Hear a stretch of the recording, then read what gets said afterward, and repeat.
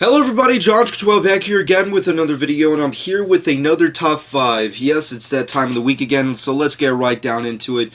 Today I'm, making another tribute top 5 to the one and only master of horror, the king of horror himself, John Carpenter. The last one I did was dedicated to his movies, his filmography, if you will, my personal favorite films of his, and if you've not seen it, please go check it out. But I'll probably, in this video having a card to the last top 5 I did of his.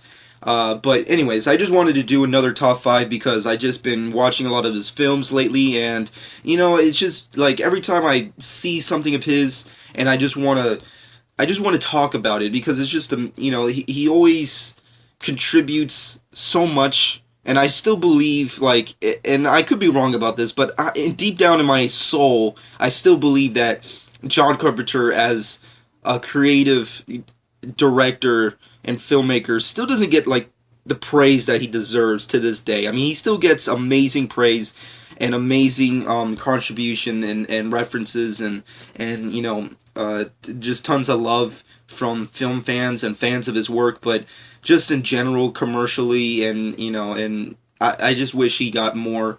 But that being said, before I also get into this list, earlier this year, John Carpenter released a amazing album, his first ever album, which is titled John Carpenter's Lost Themes, and it is truly amazing. I really hope and encourage a lot of you to go check it. If you're a John Carpenter fan and you want to listen to some badass music, then you need to buy this album. It's just, I want to say a good almost 20 tracks of just amazing work that he put into it, and they're just awesome tracks. I mean, I just listen to them all freaking day, and it's it's just a perfect album to just pop into your car and just listen to driving anywhere. Like if you're on vacation right now and you're on a trip somewhere and you're driving the highways or whatever, or if you're just going to Walmart, I don't even care, you need to listen to this while driving. It's like you just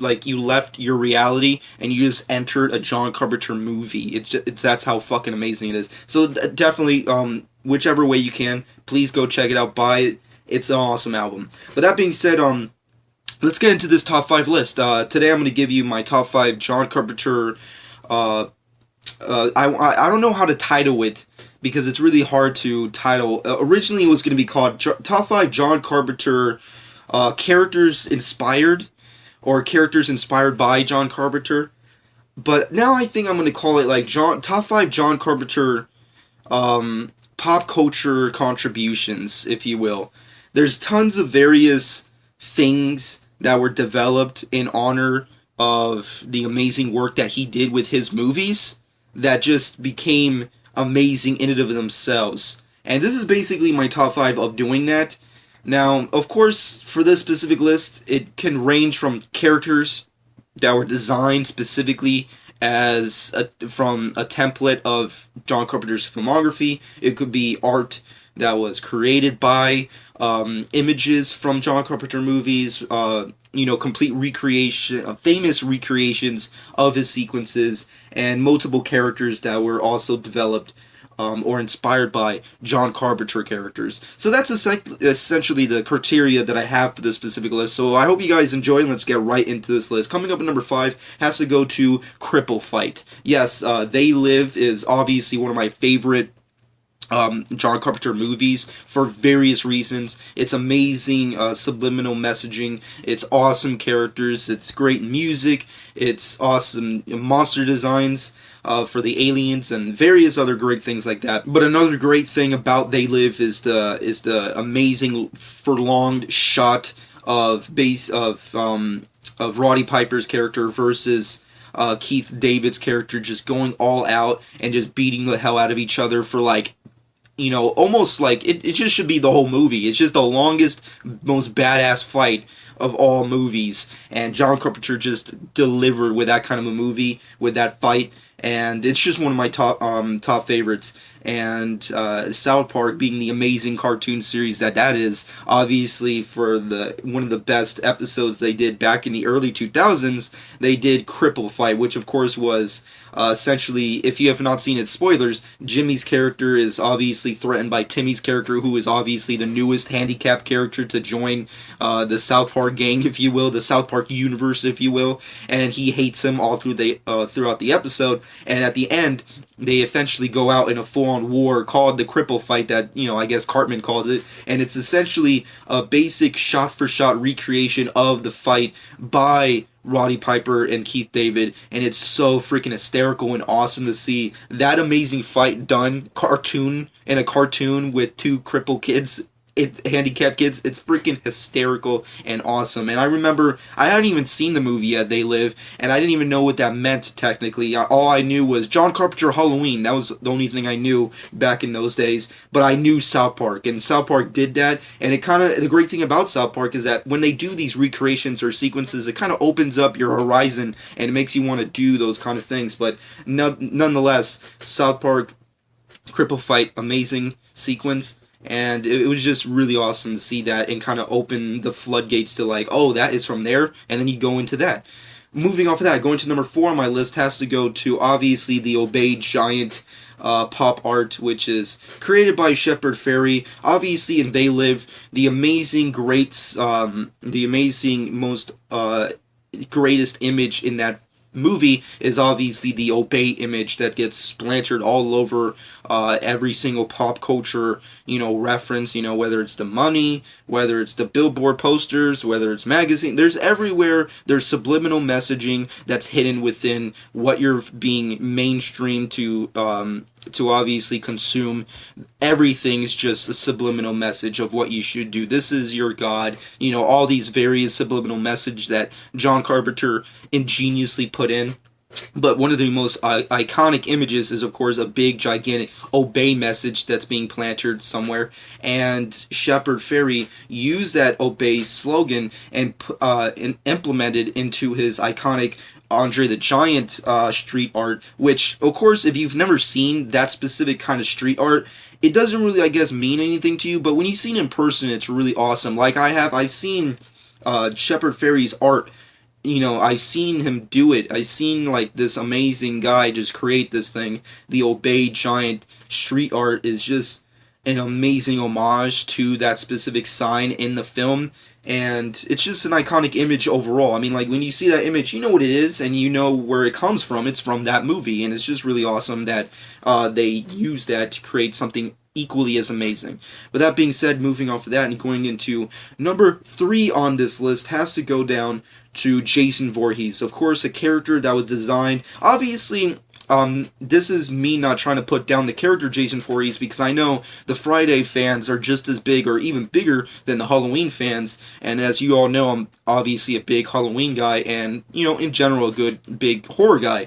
But that being said, back post Halloween and onward, every single film was a basic ripoff of Halloween. They essentially just took a holiday or some kind of bad or great holiday in a freaking calendar and created a stalker-esque kind of, slasher movie in vein of John Carpenter's Halloween.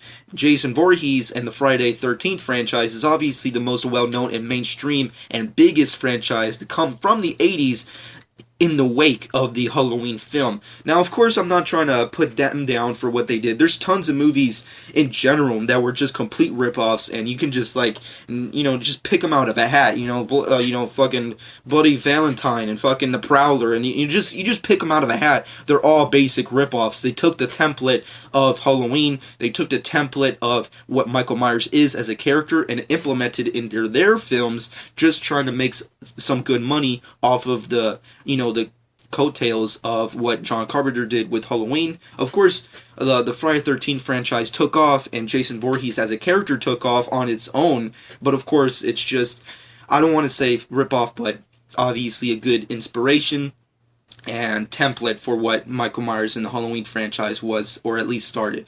But that being said, moving off of that and going to number 2 on this list has to obviously go to Raiden from the Mortal Kombat universe / video game series. Raiden obviously is an interesting character, badass character from that franchise. Everyone knows what Raiden is, but of course it's a great, big, obvious inspiration for the characters from John Carpenter's classic, Big Trouble in Little China. If you've never seen that movie, spoilers, but there's specific characters in that movie that are essentially the Raiden's inspirations. And Raiden was inspired specifically by those characters, and you can see it obviously. It's so obvious that they're just once again, I don't want to... Rip-off's the wrong words to use in this kind of a video, but it's the only kind of word I can really use. But that being said, Raiden is an awesome character that really took off with mainstream audiences, especially video game audiences. But of course, it was inspired, and even design-wise and power-wise was even taken from John Carpenter's classic Big Trouble in Little China. Please, if you've not seen, if you're a Mortal Kombat fan, you don't have no idea what I'm talking about, go check out Big Trouble in Little China, and you'll know the truth. It's a really awesome movie, and of course, that's what is the inspiration for it. But moving off of that, I'm going to skip the honorable mentions for today and get right into my number one pick, which has to go to the badass himself, Solid Snake from the Metal Gear Solid video game series rather. Solid Snake is obviously inspired by the character Snake Plissken from the Escape from New York franchise films from John Carpenter's classic movies, and obviously it really depends on your specific game in the Metal Gear Solid series to really get the feeling of like whether it is inspired. The name and design is obviously a clear inspiration of Snake Plissken, Kurt Russell's character in the Escape from New York franchise. But however, it really depends on your personal preference and your personal subjective opinion as to whether or not that's really true for every video game that comes out from the Metal Gear Solid franchise. Because, if I'm not mistaken, because I'm obviously not the biggest video game guy in the world, but, you know, with every single Metal Gear Solid game, they kind of redo Solid Snake. They kind of change his character design-wise a lot, and he looks different from time to time. Like, sometimes, like, I think for every single, especially in the early days, every single game that was redone, they had to change him. Like, first he looks like Kurt Russell, then he looks like frickin' Jean-Claude Van Damme, then he looks like frickin' Mel Gibson. Like, they changed it a lot back in those days. But when you look at Solid Snake, just in general, like, pick any kind of Solid Snake out of a hat, especially for me, the only thing I see is Snake Plissken. That's Snake Plissken, but for the video game generation. That's what I like to think of when I see that kind of a character, and it's just, you can just see it. And obviously the name is obviously taken from Snake Plissken, so, you know, even in that, even if the design doesn't fit, you know, it's still there. You know, if I don't know if I had to reference this, but if the glove doesn't fit, you must have quit. That's a stupid reference, but that's how I feel when it comes to Solid Snake in comparison to Snake Plissken. But that being said, I hope you guys enjoyed my top 5 list dedicated to the great king himself, the master of horror, John Carpenter. And I really hope you check out all these movies. Obviously, these are great references and contributions that he created that other mainstream audiences took as inspirations to create their amazing work, whether it be art, cartoons, sequences, characters, franchises, video games, whatever it is. John Carpenter has had at least a foot in the door at any kind of medium, whether it's art and video games, and he's really made his contribution where people were inspired by him to create their own real amazing work. And these are just, you know, some of my most personal favorite of what he did to really have inspired to create, you know, and that's just the great thing. I mean, these are just my personal favorite. Of course, it's subjective. My top 5s are always subjective. So in the comment section below, let me know what your personal thoughts are, and what is your top 5 list of John Carpenter pop culture, you know, contributions or characters that are inspired by John Carpenter movies. I know this is a long title, but, you know, you have to stick with me and then you'll see the truth. But that being said, I hope you guys enjoyed. Subscribe to my channel if you've not done so already. And this has been John 12.